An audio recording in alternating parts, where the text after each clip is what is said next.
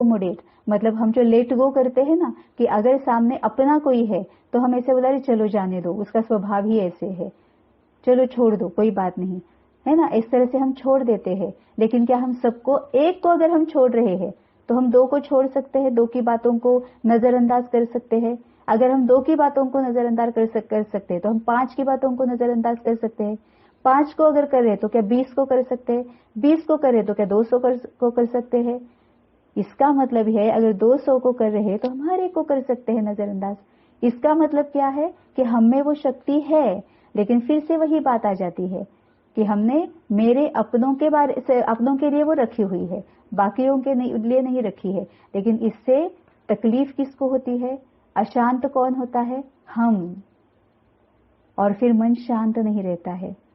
अगर हम ये नजरअंदाज करने की शक्ति जो हम में है, हम यूज कर रहे हैं एक के लिए, इसका मतलब हम में वो है, वो अगर हम बढ़ाएंगे तो अशांति चली जाएगी। हर एक के लिए हम अपने जैसा बिहेव करना शुरू करेंगे। चलो छोड़ दो, अपने जैसा बिहेव ही मत करो, लेकिन नजरअंदाज करने की अगर हमारा संस्कार बन जाता है तो हमारा जो मन में जो चलते रहता है वो शांत हो जाएगा। अब हमारा एम क्या है, ये सब क्यों करना है, क्योंकि हमें भगवान के साथ बात करनी है, भगवान से मिलना है, दुख दर्द से, अशांति से छूटना है, इसीलिए हम ये सब कर रहे हैं। तो ये कौन करेगा, जो सही में भगवान से मिलना चाहता है। ये सब शक्तियां हमें है तो उन्हें सिर्फ इमर्ज करना है, जो अभी मर्ज है, जो अंदर ही है, उन्हें बाहर निकालना है, यूज करना है। अब बाद में भगवान कहता है कि तुम्हें सहयोग देने की शक्ति भी है, जो भी सामने आएगा उसे तुम सहयोग दे सकते हो, तो मदद कर सकते हो, हेल्प कर सकते हो, जो कुछ भी हमारे पास है तो उसका सहयोग हम औरों को दे सकते हैं, है ना। तो सहयोग देने की शक्ति भी तुम्हारे पास है, लेकिन हम हर एक को सहयोग देते हैं क्या, नहीं देते हैं। हम काफी कुछ सोचते हैं, सहयोग देने के लिए भी हम बहुत कुछ सोचते हैं कि मैं अभी अगर उसे हेल्प करूंगी कि क्या होगा। फॉर एग्जाम्पल, अगर रास्ते से जा रहे हैं, कहीं पर एक्सीडेंट हो गया तो क्या हम इमीडिएटली वहां जाके हेल्प करते हैं, हम बहुत सोचते हैं कि कहीं पुलिस का झंझट तो पीछे नहीं लगेगा, ये नहीं होगा, वो नहीं होगा, पता नहीं कितनी बार कोर्ट में जाना पड़ेगा, पता नहीं क्या क्या करना पड़ेगा, ये सोच के हम अपने आप को रोक लेते हैं। लेकिन क्या उस वक्त सहयोग देना जरूरी नहीं है, क्या अगर वहां पे अगर हमारा अपना कोई होता और दूसरा कोई ऐसे करता तो हम कैसे फील करते। और होता यह है, इसमें होता यह है कि हम जब सहयोग नहीं देते हैं तो वो दिमाग से जाता नहीं है। अगर हम सहयोग दे दे, जो भी हमसे होता है वो अगर हम हेल्प कर ले तो दिमाग शांत हो जाता है, मन शांत हो जाता है। तो मन शांत होने के लिए ये सभी जो शक्तियां हैं वो भगवान हमें कहते हैं कि इन्हें रियलाइज करो। और हम एक्सपेरिमेंट करके भी देख सकते हैं कि अगर सामने कोई व्यक्ति है, उसे किसी हेल्प की जरूरत है और अगर वो हमसे हेल्प मांग रही है, हाँ, जितना भी हमसे बनता है उतनी अगर हम हेल्प कर सकते हैं और अगर हम करेंगे तो मन एकदम शांत हो जाता है, मन में कोई भी विचार नहीं उठता है। लेकिन अगर हम हेल्प कर सकते थे फिर भी हमने हेल्प नहीं की तो वो दिमाग से, मन से जाता नहीं है, उसके ऊपर बहुत ज्यादा सोच और विचार चलते रहते हैं और अशांत हो जाता है मन। क्यों, क्योंकि हमने हमारी शक्ति को यूज नहीं किया है। फिर और कौन सी शक्ति भगवान कहते हैं कि तुम्हें स्वीकार करने की शक्ति है। स्वीकार करने की शक्ति मतलब एक्सेप्टेंस पावर, जो सामने जैसा है उसे एक्सेप्ट करना है। और यही हमसे होता नहीं है, हम हर एक को बदलना चाहते हैं, हर एक दूसरे को बदलना चाहता है। घर में भी ऐसे होता है ना, जितने भी लोग हैं, अगर हमारे भाई बहन है या हमारे पति पत्नी है, हमारे बच्चे हैं, हमारे इन लॉज है, यहाँ तक कि हमारे फ्रेंड्स को भी हम बदलना चाहते हैं। जो जैसा है वैसा हम स्वीकार नहीं करते और यहाँ पे भी बहुत ज्यादा यही इसी वजह से प्रॉब्लम्स आ जाती है। घर में भी इसी वजह से प्रॉब्लम्स आ जाती है, क्योंकि हर एक का स्वभाव संस्कार अलग है। हम अगर भाई बहन है तो क्या हुआ, अगर हम माँ और बेटे हैं तो क्या हुआ, अगर हम पति पत्नी है तो क्या हुआ, अगर हम फ्रेंड्स है तो क्या हुआ। हर एक का स्वभाव अलग है, हर एक के संस्कार अलग है, हर एक का एक एक्सपीरियंसेस अलग है, हर एक का अपब्रिंगिंग अलग है, हर एक का सराउंडिंग अलग है, हर एक की सोच अलग है। कोई भी दो इंसान ऐसे नहीं है जो बिल्कुल एक जैसे सोचते हैं, एक जैसा उनका स्वभाव है, एक जैसा अपब्रिंगिंग है, एक जैसी बैकग्राउंड है। बिल्कुल नहीं, कोई भी दो इंसान ऐसे नहीं है जिनका सब एक जैसा है। तो यही तो ब्यूटी है ना। अभी ये जो जानवर होते हैं उनके साथ भी यही होता है। अब वो अगर आपस में इसी तरह से लड़ना शुरू कर दे तो नहीं होगा ना। वैसे ही हमें भी, हमें तो बुद्धि दी है, हमें तो बुद्धि दी है ना भगवान, हमारे पास बुद्धि है। तो ये सोचना है कि हर इंसान के स्वभाव, संस्कार, अपब्रिंगिंग, एक्सपीरियंसेस, सराउंडिंग, जो कुछ भी है वो सब अलग अलग है। तो हम किसी को भी बदलने की कोशिश करने के बजाय जो जैसा है वैसे स्वीकार करें। हाँ, लेकिन क्या इसका मतलब यह है कि अगर कोई गलत कर रहा है तो भी उसे ऐसे ही स्वीकार करना है? नहीं। तो यहाँ पे अगेन डिस्कशन मोड पर अपने आप को रखना है, गुस्सा नहीं करना है, इरिटेट नहीं होना है, एग्रेसिव नहीं होना है, झगड़ा नहीं करना है। लेकिन हम उसे बता सकते हैं ना कि ये जो है ना वो शायद तुम्हारे लिए गलत हो सकता है, तो तुम एक बार सोच लो। अब वो चेंज होगा नहीं होगा ये उसकी अपनी मर्जी है। हम उसे कहना और फिर फुल स्टॉप लगा देना। 2 बार कहो, 4 बार कहो, उससे ज्यादा नहीं। क्योंकि कोई भी इंसान जब तक खुद ना चाहता है तब तक वो चेंज नहीं होता है। हम चाहे कितना भी माथा मारे, जब तक वो नहीं चेंज होना चाहता तब तक वो चेंज नहीं होता है ना। इसीलिए स्वीकार करने की शक्ति है। और इसमें ये जो स्वीकार करने की शक्ति है ना, इसमें और एक ब्यूटी पता है क्या है? अगर सामने वाला इंसान जो है वो कोई भी हो, चाहे कोई भी हो, पहले अगर हम उसे वो जैसा है वैसा स्वीकार करते हैं, उसमें जो गुण है वो अगर देखते हैं, उसके गुणों की महिमा करते हैं, उसी को ही बताना है कि अरे हाँ तुम ना बहुत अच्छा, ये काम तुम बहुत अच्छे से कर सकते हो, तुम्हें टॉलरेंस पावर बहुत अच्छी है, कमाल है। इस तरह से अगर हम उसकी महिमा करें और अगर बाद में उसे बताए कि ये जो है ना ये शायद तुम्हें बाद में ना थोड़ी तकलीफ दे सकता है, इस पर सोचो। हाँ, ऐसे अगर हम बताएंगे तो वो जरूर चेंज हो जाता है, 99% वो चेंज हो जाता है। लेकिन अगर कुछ कुछ ऐसे इंसान होते हैं जिनके कड़े संस्कार होते हैं, जो खुद भी चाहते हुए भी उन्हें चेंज नहीं कर सकते हैं, फिर वहां पे फुल स्टॉप लगाना है। तो स्वीकार करने की शक्ति, जो सामने हमारे इंसान आता है उसे पहले जैसा है वैसा स्वीकार करो, क्योंकि उसके एक्सपीरियंसेस अलग है, उसका स्वभाव अलग है, उसका सराउंडिंग अलग है, तो उस जैसे उसके संस्कार होंगे। इसीलिए उसे पहले जैसा है वैसा एक्सेप्ट करके स्वीकार करना है, और बाद में फिर अगर हम उसे बताएंगे तो वो चेंज हो सकता है। लेकिन पहले से ही किसी को चेंज करने के पीछे नहीं लगना है, नहीं तो क्या होगा, हम अशांत हो जाएंगे और कुछ नहीं होगा। मन में जो बहुत ज्यादा विचार चलते हैं, बहुत ज्यादा, मतलब इतना होता है कि हम खुद भी परेशान हो जाते हैं, उसे अगर कम करना है, अंदर से अगर शांति चाहिए, जो अभी हम बाहर ढूंढ रहे हैं, यहाँ 2 दिन आए, देखते हैं शांति मिलेगी, 2 दिन वहां गए, फिर लगता है चलो घर चलते हैं, घर में ही शांति है ना। 4 दिन के बाद ऐसे लगता है कि चलो अपना ही घर ठीक है, बस घर में आ गए, 8 दिन के बाद फिर से लगता है कि अरे चलो कहीं पर जाते हैं। तो हम बाहर शांति ढूंढ रहे हैं, लेकिन अगर हम मन को शांत करते हैं ये सब शक्तियों को यूज करके, तो कहीं पर भी बाहर जाने की भी जरूरत नहीं पड़ेगी, औरों को हम शांत करा पाएंगे। ठीक है, तो यह स्वीकार करने की शक्ति। और फिर कौन सी शक्तियां हैं हमें, जो भगवान ने हमें बताई है? सामना करने की शक्ति, पावर टू फेस, ये बहुत इंपॉर्टेंट शक्ति है। अब सामना करना है मतलब किसका करना है? हमारे सामने जो इंसान आएंगे उनका सामना नहीं करना है, हमें अपने ही जो वीक पॉइंट्स है उनका सामना करना है। आज हमें रियलाइज होगा, अभी ये जो भगवान ने कहा है वो जो हम सुन रहे हैं, अब ये सुनने के बाद हमें रियलाइज होता है ना कि अरे हाँ मुझ में ये शक्ति कमी है, अरे हाँ यहाँ पे मैं चेंज कर सकती हूँ, यहाँ अरे हाँ ये मैं और ज्यादा बढ़ा सकता हूँ, ये हमें अभी रियलाइज होगा ना। तो हमें जो वीक पॉइंट्स है ना उसको सामना करने की शक्ति हमें है, हम उसका सामना कर सकते हैं, मतलब वो रियलाइज करके, चेक करके हम चेंज कर सकते हैं। जो शक्तियां हमें नहीं है हम उन्हें बढ़ा सकते हैं, मतलब सब शक्तियां तो हमें है ही, लेकिन हम उसे यूज करके बढ़ा सकते हैं। सिर्फ अवेयर रहना है कि हाँ ये सब शक्तियां भगवान ने कहा है, ये सब शक्तियां हमें है। हमें भी पता है कि जो अगर मैं बच्चे के साथ सभी शक्तियां यूज कर सकती हूँ तो मैं औरों के साथ क्यों नहीं कर सकती हूँ। और अगर औरों के साथ करूंगी तो मेरा मन शांत हो जाएगा।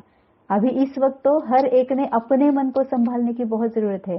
हम क्या करते हैं, औरों के मन को संभालने की कोशिश में लगते हैं। औरों का मन हम कभी नहीं संभाल सकते जब तक हम अपने मन को नहीं संभालेंगे। तो अभी प्रायोरिटी देनी है अपने मन को संभालने की, कि अपने मन को पैम्पर करना है, अपने मन के साथ बात करनी है, अपने मन को समझाना है कि हाँ, जो भी हम सामने वाले को समझाते हैं ना, जब जरूरत पड़ती है तो सामने वाले को जो हम समझाते हैं वैसे ही हमें अपने मन को भी समझाना है। और इसमें बहुत ज्यादा टाइम नहीं लगता है। पहले पहले तो शायद बैठ के 1-2 मिनट लगेंगे, लेकिन बाद में तो बस ऐसे आते जाते काम करते हुए भी हम 1 सेकंड में मन को समझा सकते हैं। और ब्यूटीफुल बात यह है, अपने मन की जैसा और किसी का भी मन हमारी बात मानता नहीं है। सिर्फ एक अपना मन होता है जो हमारी हर बात मानता है।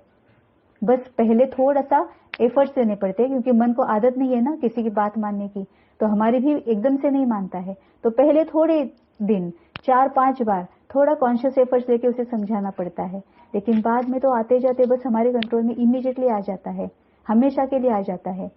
लेकिन हम करते क्या है, हमारा मन देते हैं छोड़ और दूसरों के मन को संभालने की कोशिश करते रहते हैं। तो आगे भगवान कौन सी शक्ति बोलता है, परखने की शक्ति, डिसर्न पावर।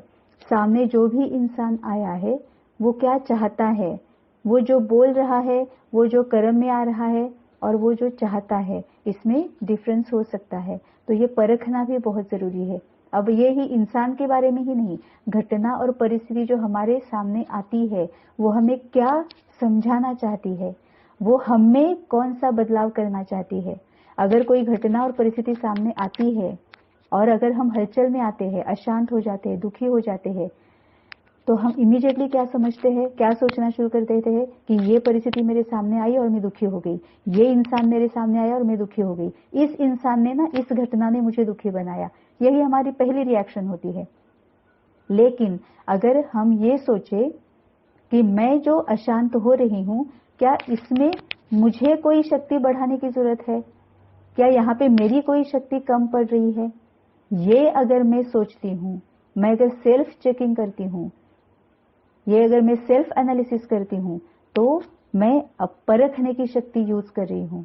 इस तरह से परखना है कि जो भी व्यक्ति या घटना या परिस्थिति मेरे सामने आ रही है वो मुझे मेरी कौन सी शक्ति बढ़ाने के लिए या मेरे कौन से गुण बढ़ाने के लिए आई है। ये अगर हम परखते हैं तो होता क्या है, अल्टीमेटली हमें मन को शांत करना है। जो मन अभी अशांत होते रहता है, दिन भर अशांत रहता है ऑलमोस्ट, उसको हमें शांत करना है, तभी हम भगवान के साथ बात कर सकते हैं। और फिर क्या, और कोई और एक शक्ति जो होती है वो कौन सी है, निर्णय शक्ति। सही समय पर सही निर्णय लेना ये बहुत जरूरी है। अगर निर्णय लेने में 5 मिनट भी देरी हो जाती है ना, तो कई बार बहुत ज्यादा देर हो जाती है। तो निर्णय अगर लेना है, अभी हमने डिसाइड किया ना कि हमें शांत होना है, हमें बहुत ज्यादा सोच विचार जो चलते हैं उन्हें कम करना है, क्योंकि उसकी वजह से हम बहुत ज्यादा परेशान रहते हैं। तो अब क्या करना है कि अवेयर रहना है, डिसाइड कर लिया। तो ये जो निर्णय शक्ति है वो भी हम में है। हमारे जो अपने होते हैं उनके लिए हम इमीडिएटली निर्णय ले सकते हैं, या फिर जो बाहर के होते हैं, कई बार होता है कि ये तो व्यक्ति व्यक्ति अनुरूप अलग अलग रहता है। कुछ इंसान ऐसे होते हैं कि जो बाहर के जो होते हैं, जो उन्हें जो आज तक हम पराये समझते आए हैं, उनके लिए निर्णय बहुत जल्दी ले लेते हैं, लेकिन वही निर्णय वो अपनों के लिए नहीं ले सकते हैं, है ना। तो अगर निर्णय लेना, चाहे वो किसी के बारे में भी हो, अगर निर्णय लेना एक के लिए अगर हम सही समय पर सही निर्णय ले सकते हैं, तो इसका मतलब वो शक्ति हम में है, तो वो ही हमें बढ़ानी है। सही समय पर सही निर्णय, किसी के साथ अगर बात, जैसे अभी हमने कहा ना कि डिस्कशन मोड पर रहना है, तो कई बार हम बिना बात के बिना वजह समय गवाते हैं कि देखते हैं, बाद में देखते हैं वो खुद ही चेंज हो जाएगा, देखते हैं वो उसे खुद ही समझ आ जाएगी, अभी क्या फर्क पड़ेगा बात करके भी, ये कोई छोटा थोड़ी, अब जी छोटी थोड़ी है, इतनी उम्र हो गई फिर भी समझ में नहीं आता है। हम समय गवा रहे हैं, है ना। सही समय पर सही बात करने का सही निर्णय बहुत यूजफुल रहता है, बहुत हेल्पफुल रहता है। तो निर्णय शक्ति भी बहुत ज्यादा जरूरी है। तो अभी भगवान कहता है ये जो सारी शक्तियां है ये तुम में है, सिर्फ तुम्हें क्या करना है, वो बढ़ानी है। लेकिन इमीडिएटली वो बढ़ नहीं सकती है। इसके लिए भी भगवान के साथ बात करने की जरूरत है। हमें शांत होने की जरूरत है। ये सारी शक्तियां बढ़ाने की जरूरत है।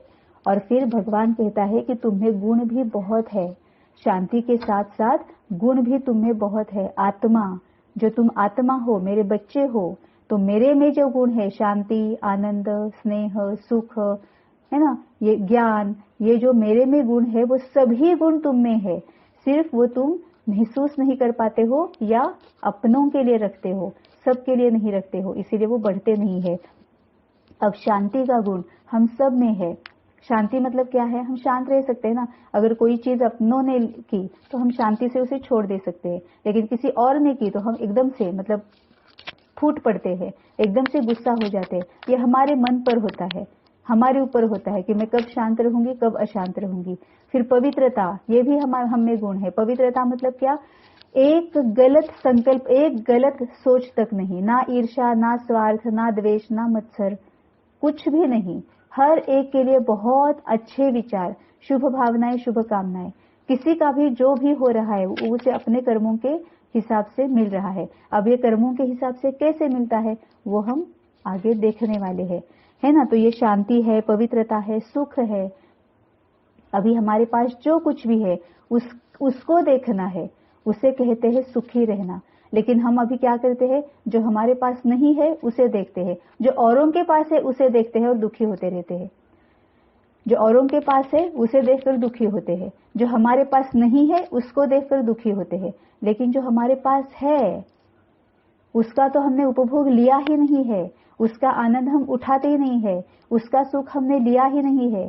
कई सारे ऐसे इंसान हैं जिनके पास रहने के लिए घर नहीं है, जिनका शरीर में बहुत प्रॉब्लम्स है ना।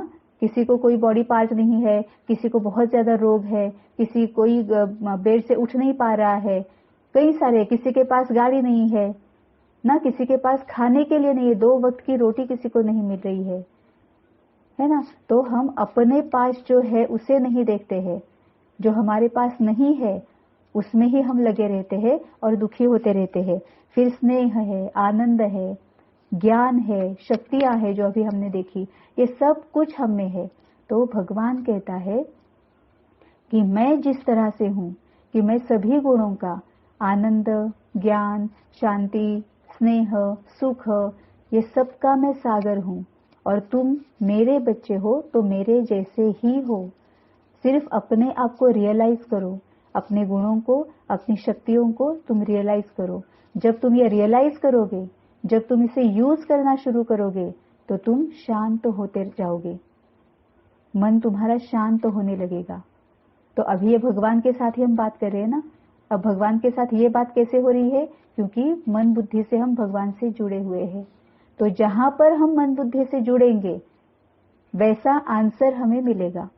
अगर हम इंसानों से अगर मन बुद्धि से जुड़े हैं तो वो आंसर हमें मिलेगा जो ऑलमोस्ट गलत ही होता है, जो हमेशा के लिए सही नहीं होता है। लेकिन भगवान के साथ अगर हम मन बुद्धि से जुड़ जाएंगे तो हमें आंसर सही मिलेगा। अब मन बुद्धि से जुड़ना है मतलब क्या करना है? जैसे कल हमने देखा कि मंदिर में जाने के बाद सब कुछ भगवान की तरफ लगा देना है, मन और बुद्धि, जो कुछ बोलना है वो बोलना है, बाकी शांत हो जाना है, और भगवान क्या कहता है वो सुनना है। अभी पता है, एक जाते जाते एक एग्जाम्पल, बस 5-7 मिनट में एक बात बताती हूँ कि अभी हम मंदिर जाते हैं। फॉर एग्जाम्पल, सपोज हम गणेश जी के मंदिर में गए। हम गणेश जी के मंदिर में जाके क्या करते हैं? गणेश जी के मंदिर में जाते हैं, कोई स्तोत्र बोलते हैं, मंत्र बोलते हैं, पता नहीं, प्रणम्य शिरसा देवम, या जो कुछ भी हमारा जो है वो हम बोलते हैं और फिर चले आते हैं, है ना। अब क्या गणेश जी के मंदिर में हम क्यों जाते हैं? वो जो स्तोत्र मंत्र बोलते हैं, पूजा अर्चना करते हैं, महिमा गाते हैं, आरती करते हैं, फूल चढ़ाते हैं, भोग चढ़ाते हैं, क्या मिलता है हमें उससे? हम क्या चाहते, क्या है गणेश जी से? हम क्या चाहते, क्या हमें ये पता है? अब कहा जाता है कि गणेश जी बुद्धि की देवता है। गणेश जी की आराधना करने से हमें सद्बुद्धि प्राप्त होती है। तो क्या हम में से किसी को एक्सपीरियंस है कि हम अगर हमारे बच्चों को कुछ भी अच्छी बात नहीं बोलेंगे, कुछ नहीं बोलेंगे, सिर्फ कहेंगे कि चलो रोज तुम्हें गणेश जी के दर्शन लेने के लिए जाना है, तो क्या वो उन्हें सद्बुद्धि मिल जाएगी? क्या मिल जाएगी उन्हें सद्बुद्धि? या फिर हम लक्ष्मी के मतलब जो महालक्ष्मी या ऐसी मंदिर होते हैं वहां पे जाते हैं, तो धन के लिए जाते हैं ना, धन की देवी लक्ष्मी कही जाती है। तो क्या सिर्फ वहां जाने से हमें धन की प्राप्ति हो जाएगी? सिर्फ अगर मैं ये करूं कि नहीं अगले ना 1.5 साल के लिए मैं रोज वहां पे जाऊंगी, सुबह दोपहर शाम तीनों बार जाऊंगी, मैं पूजा करूंगी, अर्चना करूंगी, आरती करूंगी और फूल चढ़ाऊंगी, भोग चढ़ाऊंगी, जो उन्हें अच्छा लगता है वो मैं सब कुछ करूंगी, क्या इससे मेरे घर में धन आ जाएगा? तो फिर हम मतलब ये जो देवी देवताओं की जो मूर्तियां होती है उससे हमें क्या मिलता है, ये सोचने की बात है। वो सब कुछ हमें देते हैं लेकिन हमें लेना नहीं आता है। अब जब हम गणेश जी के एग्जाम्पल लेते हैं, गणेश जी के मंदिर में जाते हैं, कितना अच्छा लगता है, एकदम पॉजिटिव लगता है, शांत लगता है, पीसफुल लगता है, हाँ कितना अच्छा लगता है। लेकिन हम वहां जाते हैं, वहां से आने के बाद फिर से हम अशांति में आते हैं। तो गणेश जी के मंदिर में जब हम जाते हैं या फिर घर में भी या कहीं पर भी गणेश जी को जब देखते हैं तो हम क्या करते हैं, स्तोत्र मंत्र बोलते हैं, छोड़ देते हैं। लेकिन गणेश जी हमें कुछ और ही सिखाता है, लेकिन हम है जो सीखते नहीं है। अब गणेश जी सिखाता क्या है? अब गणेश जी की मूर्ति जो होती है ना, वो ओरिजिनल जो मूर्ति है वो कैसी है? वो बैठे हुए है, कमल पुष्प पे बैठे हुए हैं, उनका एक पैर नीचे है, वो जो नीचे पैर है वहां के भी सिर्फ उंगलियां जमीन से चिपकी हुई, जब जमीन पर है, पूरा पैर जमीन पर नहीं होता है, सिर्फ उंगलियां जमीन पर है, एक पैर ऊपर ही है। उनके हाथों में कमल फूल है, एक हाथ में लड्डू है, 2 हाथों में 2 अस्त्र है, उनकी सूंड है, बड़े बड़े कान है ना, छोटी छोटी आंखें है, इतना बड़ा सा पेट है ना। सबके सामने गणेश जी की मूर्ति आई होगी। अब वो हमें क्या सिखाते हैं? वो उनके होने से नहीं सिखाते हैं, वो उनके दिखने से सिखाते हैं। अब इतने बड़े बड़े जो उनके कान होते हैं उनसे वो सिखाते हैं। वो क्या सिखाते हैं? वो कान जो होते हैं ना, उसे सूप जैसे कान हम बोलते हैं, जो हम धान साफ करने के लिए यूज करते हैं ना, अब हिंदी में मुझे याद नहीं आ रहा है लेकिन सूप ही कहते हैं शायद, उसके जैसे कान होते हैं, बड़े बड़े कान होते हैं। तो उससे वो क्या सिखाते हैं कि सबकी बातें सुनो, लेकिन उसमें से जो अच्छा है उतना ही अंदर ले लो, बाकी सब कुछ बाहर छोड़ दो। हम होते हैं ना रिलेटिव्स में, नेबर्स में, फ्रेंड्स में, एक दूसरे के बारे में बात करते रहते हैं, एक दूसरे के बारे में एक दूसरे के साथ बात करते रहते हैं। तो गणेश जी अपने कानों से यही सिखाता है कि जिसका भी जो भी आकर तुम्हें जो बोल रहा है ना उसे सुनो, लेकिन जो अच्छा है वही अंदर रख दो, या फिर तुमने जो एक्सपीरियंस किया है उस इंसान के बारे में उतना ही अंदर रखो, औरों ने क्या एक्सपीरियंस किया है इसके ऊपर ध्यान मत दो। अगर सपोज मैं विभा बहन और मैं यहाँ पे हूँ और यहाँ पे श्रुति बहन भी है, तो अगर मैं और विभा बहन बहुत अच्छे फ्रेंड्स है, लेकिन श्रुति बहन और विभा बहन की ठीक से बनती नहीं है, अगर श्रुति बहन ने विभा बहन के बारे में आकर मुझे बताया तो मैंने सुनना तो है, लेकिन जो मेरा एक्सपीरियंस है, जो अच्छा है, वही सिर्फ अंदर रखना है, बाकी सब कुछ छोड़ देना है। छोड़ना है मतलब क्या है?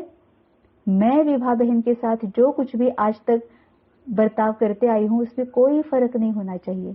श्रुति बहन ने जो कुछ कहा वो उनका एक्सपीरियंस है, वो उनका अपना एक्सपीरियंस है, उससे मुझे कोई लेना देना नहीं है। उन्हें कहने के लिए कोई चाहिए था, शेयर करने के लिए कोई चाहिए था, उन्होंने आकर मुझसे शेयर किया, मैटर एंड्स देयर।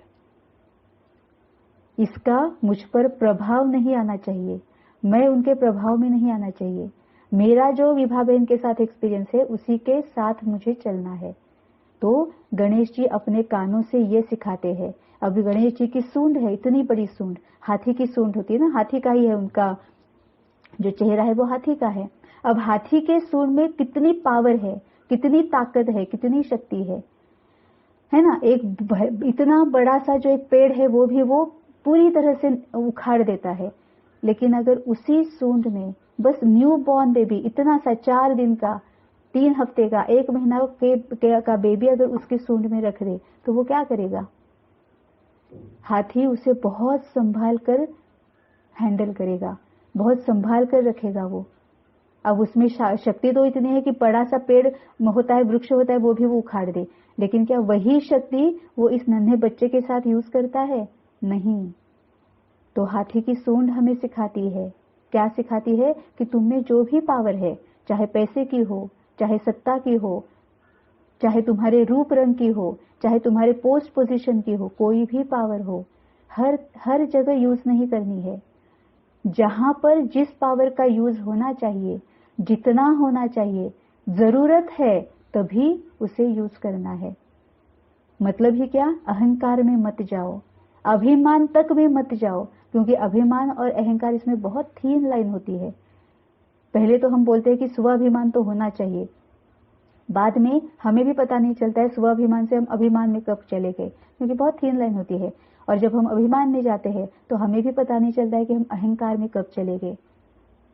तो यही गणेश जी कहते हैं कि तुम में जो भी पावर तुम्हारे हाथ में है या तुम्हारे पास है, उसका जहां पर जरूरत हो, जितना जरूरत हो, और जरूरत हो तभी यूज करना है।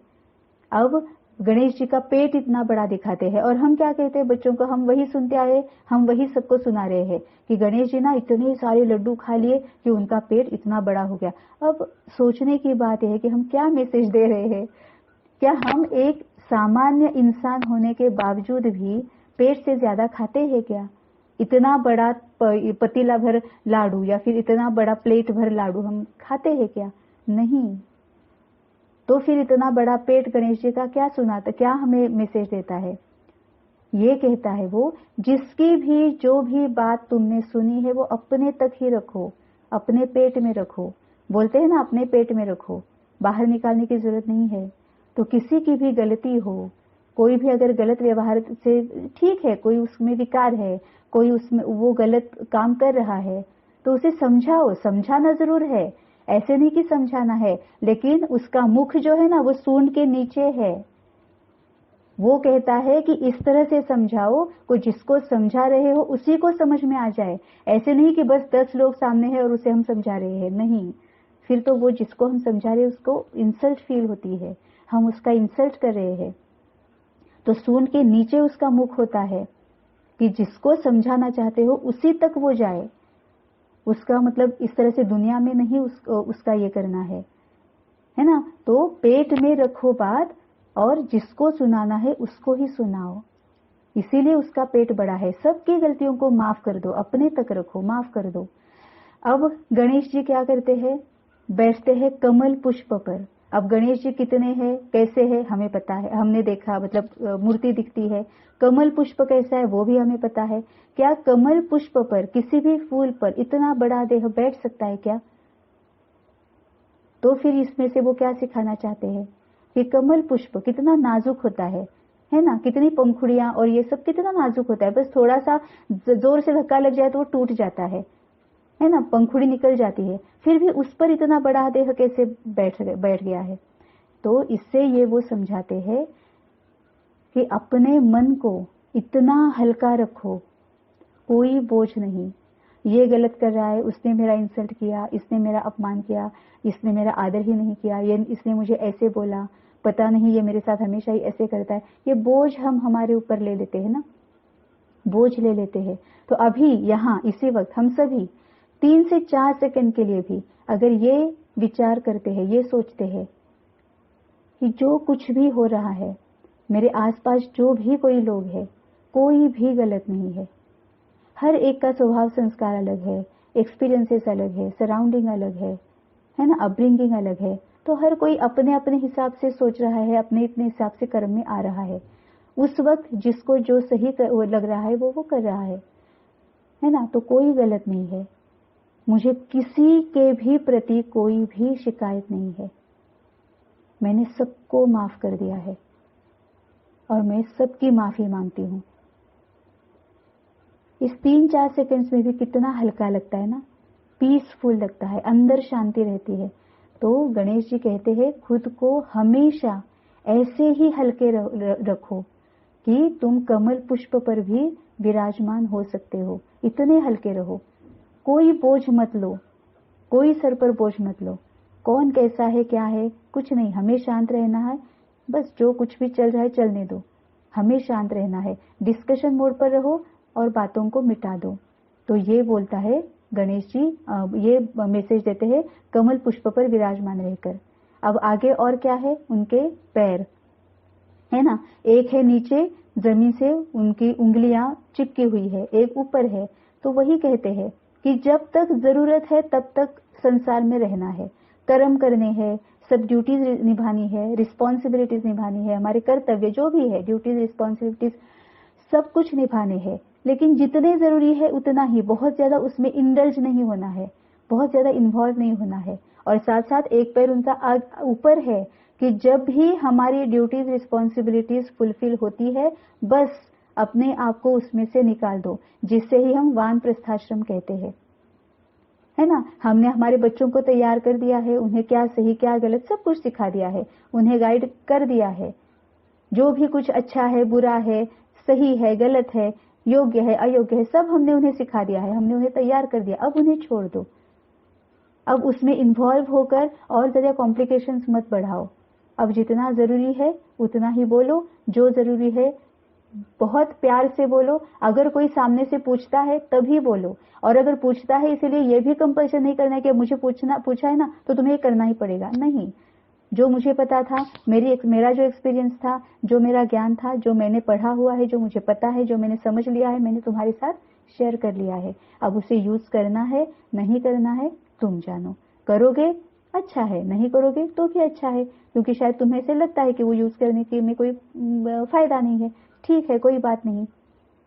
तो ये गणेश जी हमें सिखाते हैं कि उपराम रहो, सबसे न्यारे फिर भी सबसे प्यारे, सबके प्यारे फिर भी सबसे न्यारे, ऐसे रहो। और सबसे ब्यूटीफुल जो गणेश जी का चूहा होता है ना, वाहन बोलते हैं हम उसे, अब वो क्या हमें सिखाता है, वो भी बहुत बहुत ब्यूटीफुल है।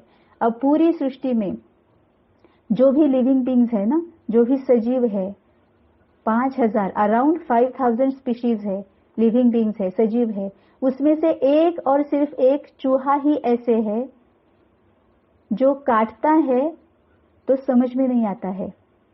जब वो काटता है तो पहले वो फूंक मारता है और फिर वो काटता है। अब होता यह है कि जब वो फूंक मारता है ना तो ये बधिर हो जाता है, एनास्थेशिया देने के बाद कैसे बधिर हो जाता है हमारा वो बॉडी पार्ट, वैसे वो हो जाता है। अगर वो जहां पर काटने वाला, उंगली में अगर वो काटने वाला है तो वहां पे वो फूंक मारेगा तो उतना पोर्शन जो होता है ना वो बधिर हो जाता है, अनकॉन्शियस हो जाता है उतना ही पार्ट, और फिर वो काटता है। तो वो जब काटता है ना वो पता नहीं चलता है, जब वो खून दिखता है ना तभी पता चलता है कि ये काट गया है। ये ज्यादातर कोंकण एरिया या फिर जो जहाँ पे बहुत ज्यादा जंगल ऐसे होते हैं ना, वहां पे ये सबको पता होता है कि चूहा जब काट के चला जाता है तो उस वक्त पता नहीं चलता है। अब ये गणेश जी के साथ चूहा क्या कर रहा है फिर, कभी भी आपने गणेश जी के कंधे पर या उसके पैरों पर, उसके शरीर पर कभी भी चूहा आपने देखा है क्या? कभी नहीं। हमेशा या तो गणेश जी चूहे के ऊपर बैठे हुए होते हैं या चूहा उनके पैरों में होता है।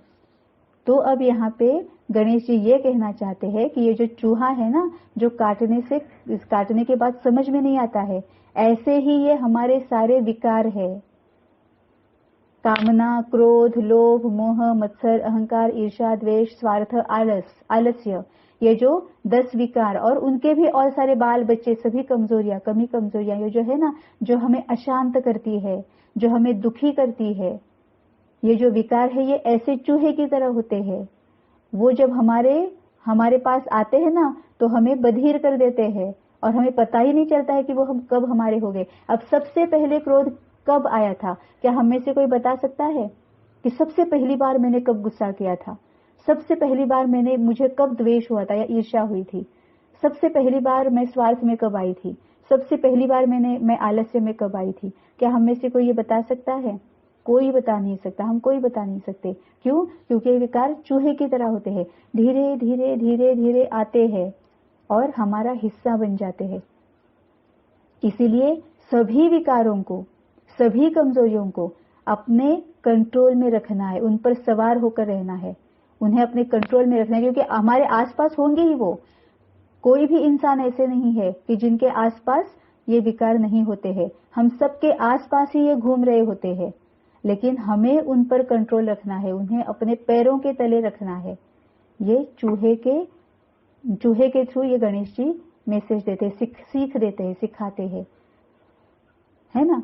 तो कहने का भाव ये है कि भगवान की जो भी हम आराधना करते हैं तो पहले वो समझ लेना चाहिए कि हमें क्या करना है, कैसे करना है, हम क्या कर रहे हैं, और यही सिखाने के लिए भगवान आए हैं। भगवान इस सृष्टि पर आए हैं। अब वो कहाँ आए हैं ये हम कल के सेशन में देखेंगे, लेकिन भगवान ही आकर खुद अपना परिचय देते हैं। वो कहाँ आए हैं, कहाँ से आए हैं, किधर हमें मिल सकते हैं, कैसे मिल सकते हैं, कैसे बात करनी है, वो तो आज हमने देख लिया कि मन बुद्धि उनके साथ जोड़ते हैं तो उनके साथ बात हो जाती है। अभी आज से यही हम शुरू करेंगे ना, हम शुरू करेंगे, प्रैक्टिस करनी पड़ेगी ना, तब तक ये उसका मतलब समझ में भी, एक्सपीरियंस भी नहीं होगा कि ये वर्क होता है या नहीं होता है, ये समझ में भी नहीं आएगा। तो आज हम क्या करेंगे, सेशन होने के बाद या दिन भर में कभी भी एक जगह पे बैठ जाना है, शांति से बैठ जाना है, ठीक है। और उसके बाद जो भी हमारे भगवान है, जो भी हमारे इष्ट है, उनको सामने लाओ, ठीक है। फिर बहुत सारे विचार आना शुरू हो जाएंगे। फिर क्या करना है, जो भी विचार आते हैं ना, तो उस भगवान को ही बताने हैं। फॉर एग्जाम्पल, अगर आप समझो राम जी को मानते हो तो राम जी को ही बताने, राम जी अभी देखो ना, मुझे ना मेरे पति के संकल्प आ रहे हैं, मतलब पति के बारे में विचार आ रहे हैं, मुझे अभी मेरे काम के बारे में विचार आ रहे हैं, मुझे ना अभी रात में मैं खाना क्या बनाऊंगी उसके बारे में विचार आ रहे हैं, मुझे अभी ना ऑफिस के बारे में विचार आ रहे हैं। ये राम जी को ही जो हमारा इष्ट है ना, उनको ही बताना है। तो आपको रियलाइज होगा विद इन 10 to 15 सेकेंड्स, 10 से 15 सेकेंड्स में स्लो डाउन हो जाते हैं, सारे विचार स्लो डाउन हो जाते हैं, धीरे धीरे मन शांत हो जाता है। जब मन शांत हो जाएगा तो भगवान को बता दो कि आपका दुख क्या है, आप कौन से दुख से जा रहे हो, या आप किस विकार से छूटना चाहते हो। शक्तियां जो है ना, अभी हमने देख ली शक्तियां, कौन सी शक्ति मुझ में कमी है, मैं क्यों दुखी होती हूँ, ऐसा कौन सा इंसान है जिसके प्रति मैं बहुत नाराज रहती हूँ, मुझे बहुत उसके प्रति कंप्लेंट्स है, वो उन्हें बता दो। उसके बाद शांति से बैठ जाओ और सुनो इष्ट क्या, आपके जो इष्ट है, आप जिस भगवान को ये बता रहे हो, वो आपको क्या कहते हैं, ये उन्हें सुनना है। आज हम एक्सपेरिमेंट करके देखते हैं, हो सकता है किसी को सुनाई दे। अब बाहर से आवाज नहीं आएगी, हमारे अंदर से ही आवाज आती है, हमारी ही आवाज में वो हमारा भगवान उत्तर देता है, जिसे हम इंट्यूशन कहते हैं। इंट्यूशन भी हम सबको पता है, इंट्यूशन भी हम सब में होते हैं, हम सबको आते हैं, लेकिन हम यूज नहीं करते हैं, इस वजह से धीरे धीरे इंट्यूशन आना बंद हो जाते हैं। तो आज हम ये एक्सपेरिमेंट करके देखेंगे, अपने भगवान को मन बुद्धि से बताएंगे कि हमारा दुख क्या है, ठीक है, ये बताएंगे और उन्हें सुनेंगे कि वो क्या कहते हैं। हो सकता है हमें सुनाई दे, हो सकता है आज सुनाई ना दे, कहीं से हम तक पहुंचा दे, क्योंकि भगवान हम तक किसी भी तरह से पहुंचाने की कोशिश करता है, सिर्फ हमें अवेयर रहना है, ठीक है। कहीं से एकदम से पढ़ने में आता है, किसी से बात करते करते वो आंसर मिल जाता है, सिर्फ हमें अवेयर रहने की जरूरत होती है। लेकिन आज हम सिर्फ एक्सपेरिमेंट कर रहे हैं, ठीक है। और फिर आगे आगे आगे हमें पक्का एक भगवान हमें रास्ता बता रहा है, बताएगा कि बस इस रास्ते से चले आओ, स्टेप बाय स्टेप वो हमें बताएगा। आज की ये पहली स्टेप है, स्टेप बाय स्टेप हमें जाना है। भगवान हमें स्टेप बाय स्टेप ले जा रहा है कि तुम मेरे साथ कैसे बात कर सकते हो। वो तो हमारे साथ है ही, वो हमारी कैपेसिटी बढ़ा रहा है कि मैं और तुम, हम चलो बात करते हैं, जो भी तुम्हारे दुख दर्द है, चलो आज सभी दुखों से मैं तुम्हें छुड़ाऊंगा। सिर्फ तुम अपनी कैपेसिटी बढ़ाओ कि मेरे साथ तुम किस तरह से बात कर सकते हो। तो आगे से कल से हम और भी आगे के स्टेप्स देखेंगे, ठीक है। ओम शांति।